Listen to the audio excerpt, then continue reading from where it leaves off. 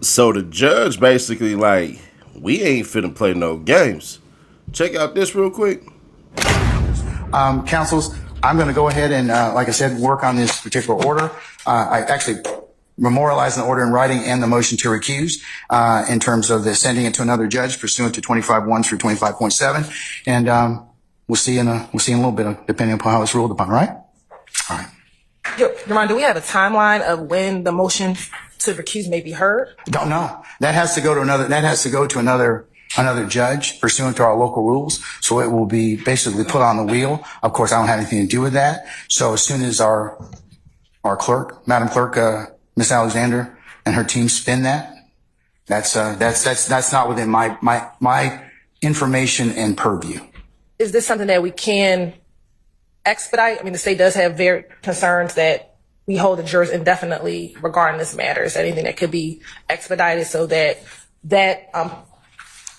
those decisions can be made on the motion of recuse and we can move forward with the trial? Well, I understand your concern. I think the rules of transfer and recusal are pretty clear. That I'm not going to comment on anything that is pending at that point in time. So hopefully it will get done fairly quickly in terms of somebody acting on it. Okay. Now, warning. You're about to see comments in here that's going to say, oh, you're pro-judge and pro this and pro that. No, I told y'all, if I'm watching an NBA game, NFL game, NHL game, MLB game, MLS game, I think that the referee who was paid to know the rules would know the rules. So the judge decided today, you know what? You're right, Weinstein, about that cloud that's hanging over everybody's head. Let's get into it. In chambers, starting at 9:10 a.m., present along with the court were Miss Kayla Bumpus, attorney or ADA Miss Adrian Love.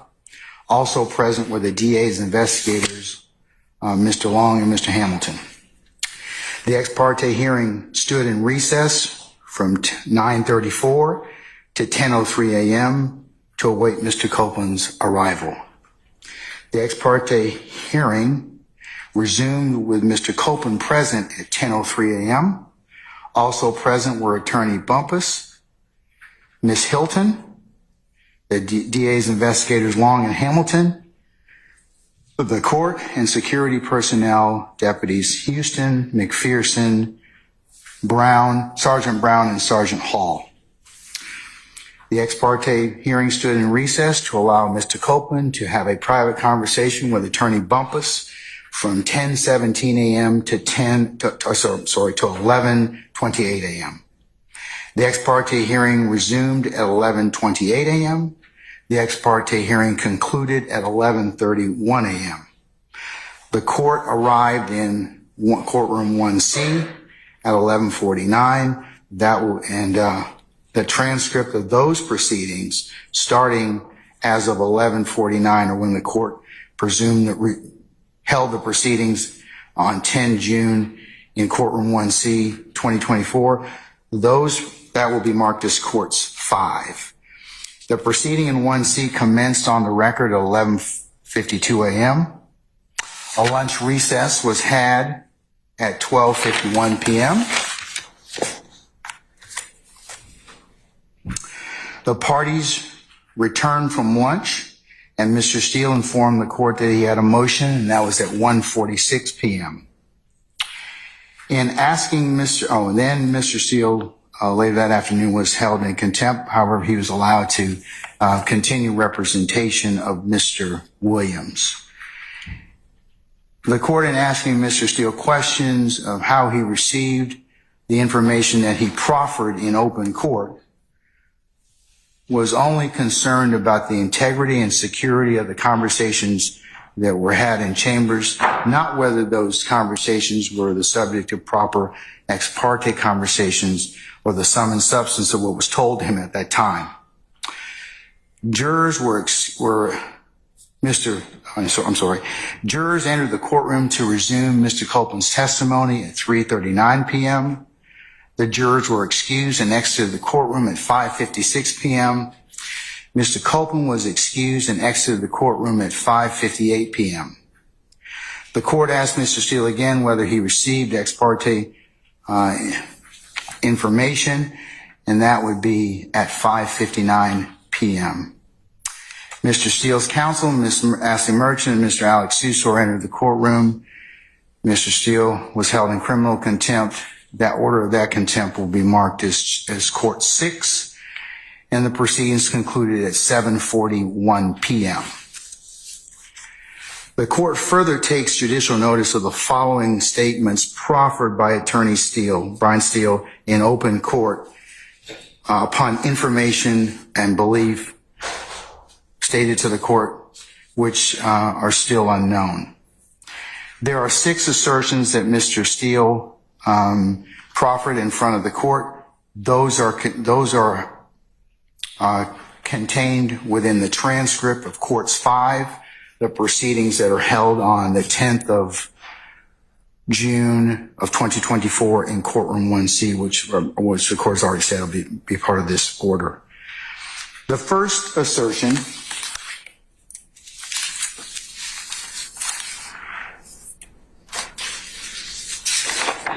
and the transcript bears out exactly what Mr. Steele said, so the court is paraphrasing the 6 assertions that Mr. Steele made.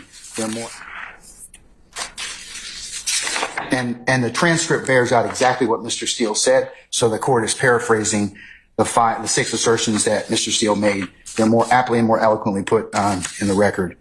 The first one involves his concern that supposedly in chambers, this honorable court reporter, court at times, district attorney or district attorneys before the DA's office, as well as investigators, sheriff, and deputies, Mr. Copeland and his counsel met together. None of the defense team, to his knowledge, were present. Second assertion he makes is that Mr. Copeland intended to plead the Fifth Amendment. Third assertion is that Mr. Copeland, as a party, was sworn, and Mr. Steele asserted that this particular conversation was, in fact, a critical stage, and that the defendants had the right to be present. The fifth group of assertions involved Mr. Copeland not going to testify. The fifth group of assertions involved what Ms. Attorney Hilton claimed or said to the witness, to include the court, involving allegations of coercion and witness intimidation, and that his counsel had the right to be present.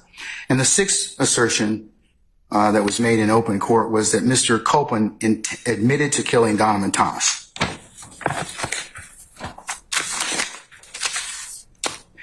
At some point after Mr. Steele was held in contempt by this court in the afternoon of June the 10th, it was brought to the court's attention, not at the court's request, by security personnel that video footage of what occurred outside courtroom 1C shows the interactions between Ms. Bumpus, Mr. Steele, Mr. Adams, and Mr. Sharp.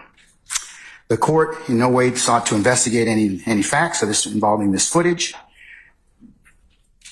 and it only considered it for the security and timeline of events that occurred on June the 10th of 2024.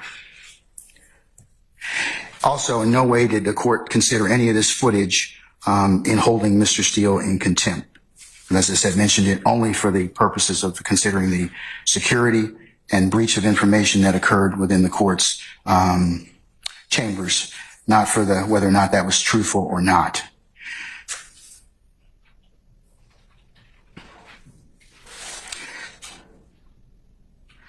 Mr. Steele makes further made three assertions on the 10th of June of 2024.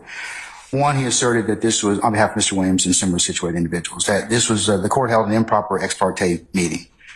Secondly, that Mr. Copeland was a sworn witness, and this was a critical stage. And Mr. Copeland was a sworn witness. And third, that he argued that this was a critical stage, and that he and the others needed to be present at that point in time to pursue the Sixth Amendment rights of the defendants in this case.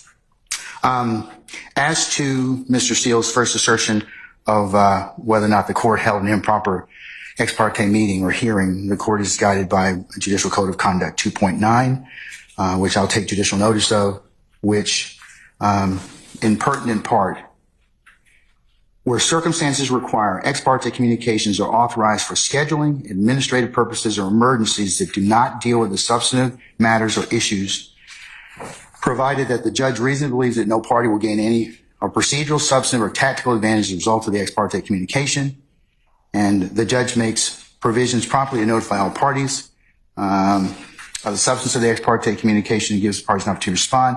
And in this particular circumstance, the transcript of these proceedings was just prepared and is final by my official court reporter, Ms. Weaver, and all counsel will be, as I said, given an opportunity to, as soon as the court finishes entering this order, it will be e-filed, so everyone will have a chance to take a look at it and use it as they see fit.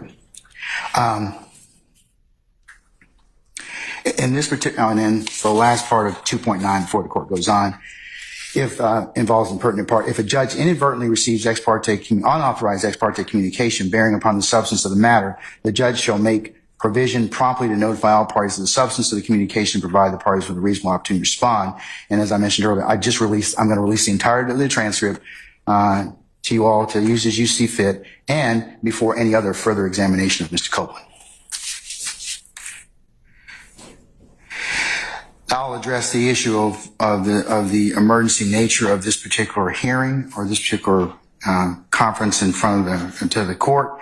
Is that this involves the state's concern as to what Mr. Copeland was in fact told by his counsel, Mr. Melnick, and his understanding of the immunity agreement pursuant to 24-5-507. And that the conversations that were had in the transcript will bear out that no tactical or other advantage or any testimony that was stated during that particular hearing would be anything other than the court and or the state communicating, along with Ms. Bumpus, his lawyer, who's there the entire time, his witness's understanding of his immunity agreement. In consideration of this emergency nature, the court has taken into account a couple of cases I'll cite for the record. One of them is United States versus Adams, and that's 785 F. 2nd 917, decided in March the 31st of 1986. In pertinent part, presence of the accused. Although an ex parte conference to discuss threats against the witness is proper, district court must ensure that the conference is carefully conducted so no rights of the defendant are threatened. Presence of the accused. Ex parte conference between judge, prosecutor, and government witness to discuss refusal of witness to testify because of his fear of reprisal was not improper, where substance of the inculpatory testimony was never discussed and the entire conference was transcribed.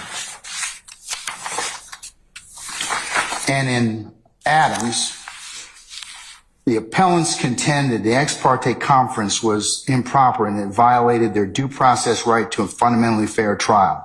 We agree with appellants that ex parte conferences should occur, but rarely, especially in criminal cases. This does not mean, however, that such conferences are unconstitutional. Indeed, some situations the trial judge may find an ex parte conference necessary. They cite La Chapelle, and that's LACHAPPELL versus Moran at 699 F. 2nd 560. It's a First Circuit case from 1983 where the court cites, in the exercise of the court's residual power to ensure a just trial, protect jurors and witnesses, a judge may, in rare circumstances, feel it necessary to confer with a juror or witness on the record, but outside the presence of others, including the defendant. One such conference may be where a juror or witness, having been threatened, wish to speak with a judge privately about a threat. A witness may not feel free to discuss any threats in presence of the defendant or even counsel for the defendant. We agree that the First Circuit The ex parte conference is appropriate in that situation. They say see United States versus Arroyo, and it's ANGULA. It's at 580 F second, 1137, pinpoint 1142, and 1141, 1142, Second Circuit case.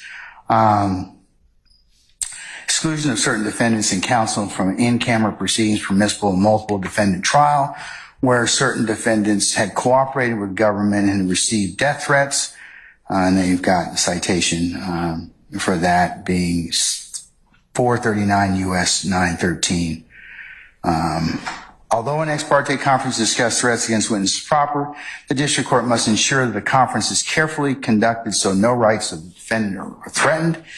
In this case, the court followed procedures to ensure the conference was fair. First, at no time was the substance of Pooley's inculpatory testimony discussed, and second, the entire conference was transcribed. And that's United States versus Watchmaker at 761 F second, 1149, 1985. Ex parte conference with frightened juror properly were transcribed and the judge's comments carefully framed. This court goes on to say in Adams, two aspects of this conference, however, disturbing. First, when the prosecutor began to impress upon the witness the distinction between being paid for testimony and afforded protection, the trial court should have called the conference to a close. The portion of the record quoted above indicates an attempt by the prosecutor to coach the witness on how to answer questions about inducements from his testimony. The court had already learned all it needed concerning the witness's fears and the prosecutor's plans for protection, there being no reason to participate in such coaching. Second problem occurred where Pooley took the stand.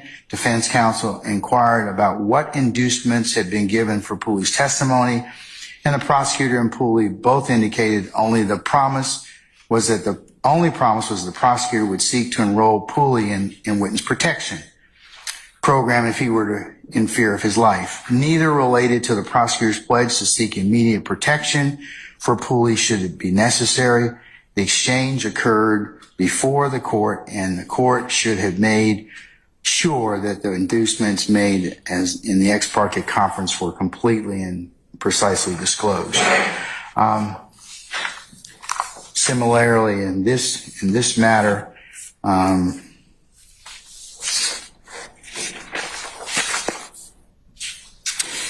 the only thing discussed between the state counsel for Mr. Copeland and this court were the understanding of his immunity agreement. There were no other testimonial statements made by in terms of what Mr. Copeland planned to testify to that were induced or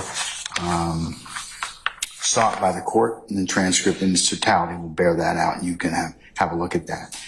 The court's also considered Bruner versus the state. That's 302 Georgia at 6, and this relates to the right to be present and what is defined as a critical stage and under the Sixth Amendment.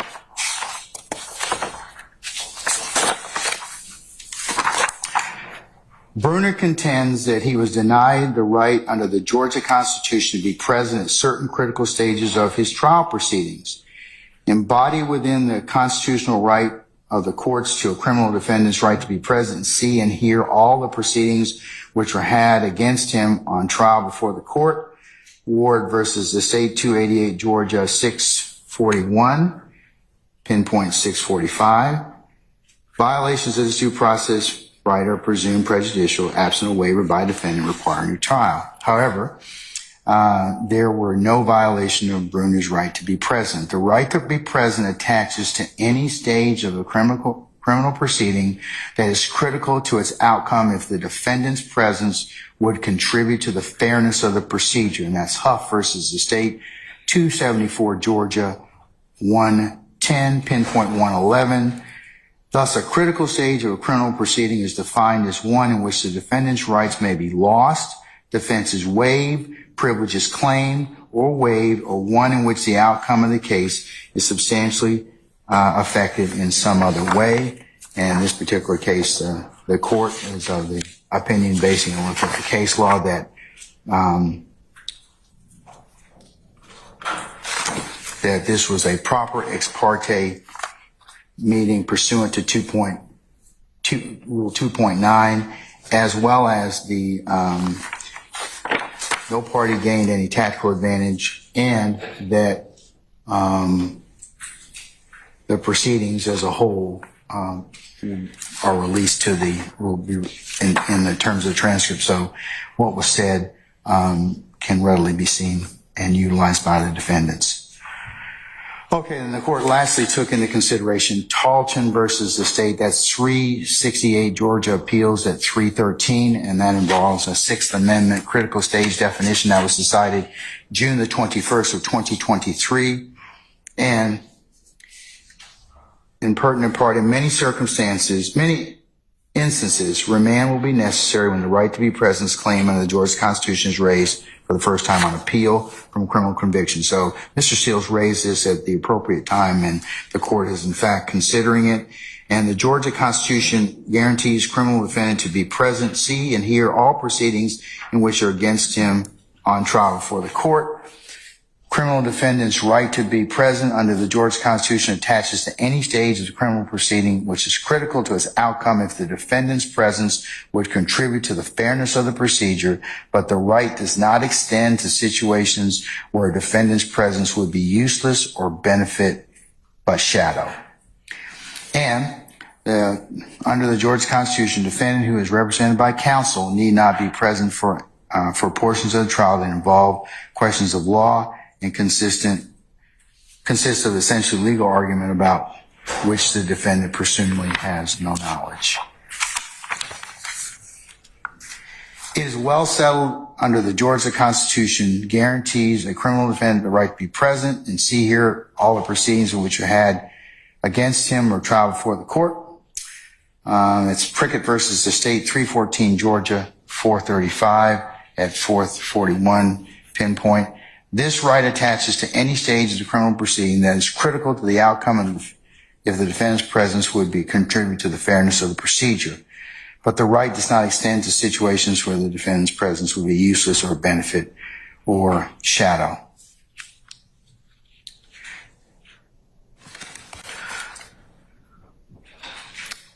The court further takes no position on whether Attorney Bumpus disclosed confidential or attorney-client matters.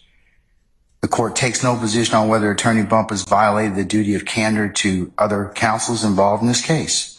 These two questions can be resolved by the State Bar of Georgia and our Supreme Court. The court further takes no position on whether Mr. Steele, his use of the June 10th proffered information, as his use on behalf of Mr. Williams falls within our guidelines as set forth in the Georgia Rules of Professional Conduct.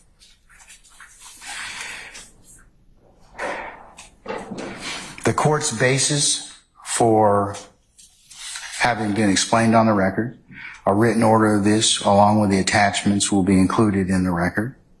And Mr. Banks, where are you?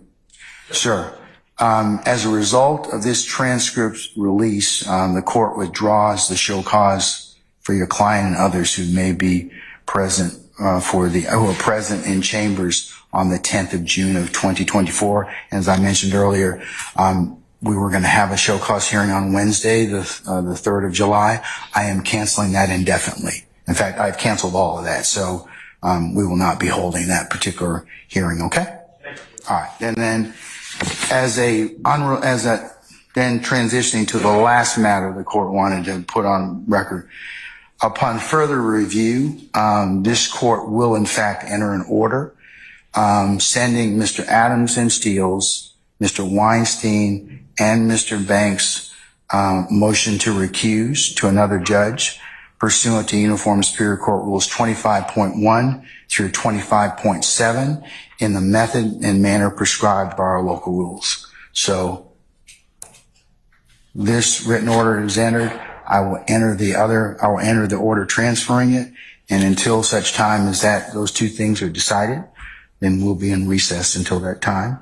And we will just inform our jurors that they're content until they're not supposed to come back on Monday until Monday anyway. So I will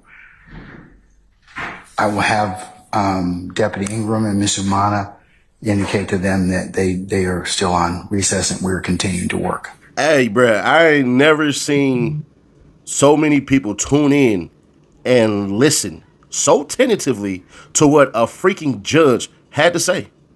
I hadn't seen it before. So, you know what? I ain't gonna hold you.